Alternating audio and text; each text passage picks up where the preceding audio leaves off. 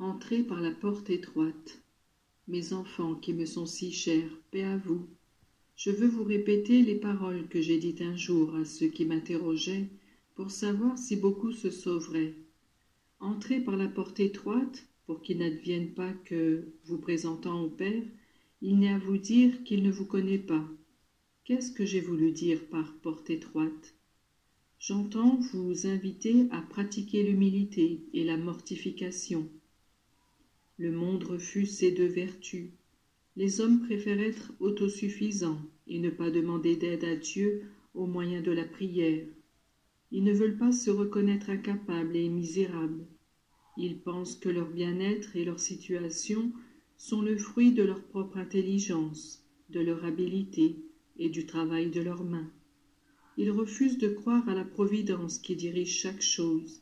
Ils prétendent plier le Seigneur à leur exigence, tandis qu'ils se rebellent contre sa loi.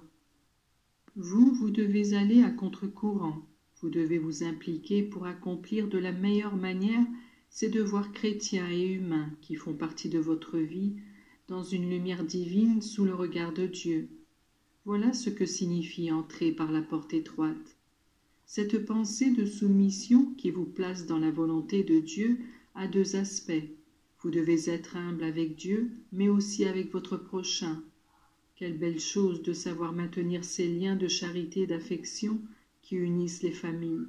Mais comment pourra-t-on les maintenir si on ne pose pas l'humilité à la base de ces relations si importantes? Les familles sont divisées et souffrent, parce que manque l'esprit d'humilité qui fait promptement voir et reconnaître à chacun de leurs composantes leurs propres défauts. Avec cette humilité, les enfants auraient du respect pour leurs parents. Les parents se respecteraient entre eux et sauraient ensuite aller au-devant de leurs enfants pour les aider à corriger leurs erreurs. Mes enfants, commencez cette sainte bataille par vous-mêmes, bataille faite d'annihilation de votre moi, pour que je puisse par vous aussi triompher dans les familles. La porte étroite du ciel est aussi la mortification. Je ne vous demande pas de pénitence extraordinaire, mais seulement celle qui vous aide à bien accomplir vos devoirs et à vous faire éviter le péché. Le plaisir, les divertissements et tout ce qui peut satisfaire la nature humaine forment souvent l'objet d'une recherche fiévreuse de la part de l'homme, qui de cette manière perd parfois la raison et la transforme en un être abject, incapable de se donner un but, incapable d'une pensée élevée. Mes enfants, que votre christianisme, vécu dans son intégralité avec ses pratiques de piété et avec ses œuvres de charité qui exigent souvent des sacrifices qui ne sont pas peu de choses, soit un rappel aussi pour les autres à vous suivre sur cette route étroite. Il ne vous suffira donc pas de pouvoir dire « Nous avons écouté ta parole, nous avons mangé à ta table », mais vous devez pouvoir dire que vous avez pratiqué l'humilité et que vous vous êtes réprimé vous-même par la mortification. Mes enfants, je vous vois déjà projetés dans l'éternité.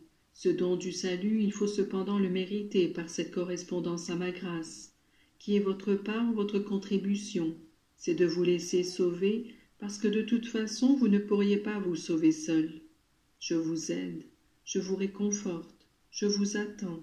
Je suis toujours avec vous et je veux agir au moyen de vous, y compris pour que vos proches, parents et amis, retrouvent cette foi qui est une ancre de salut. Aimez-moi et aimez tout le monde. Versez chaque jour dans mon cœur tout ce qui vous fait souffrir et sachez attendre. Quand la tribulation se fait plus forte, c'est le moment de croire fortement, même si tout semble s'écrouler autour de nous. Ne vous laissez pas prendre par le manque de confiance. Quand vous n'y arrivez plus, j'interviens moi et je vous sauve. Rappelez-vous Pierre qui a réussi à marcher sur les eaux aussi longtemps que la foi l'a soutenu. Quand surviennent le doute et le découragement, on risque de couler, mais moi je suis toujours là pour vous soutenir.